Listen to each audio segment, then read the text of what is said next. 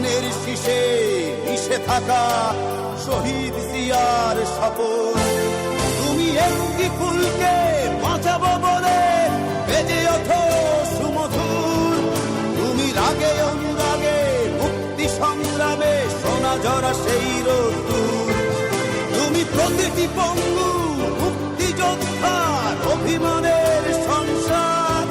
তুমি ক্রন্দন, তুমি হাসি, তুমি জাগ্রত শহীদ মিনার। আমার সোনার বাংলা, আমি তোমায় ভালোবাসি। জন্ম দিয়েছ তুমি মাগো, তাই তোমায় ভালোবাসি।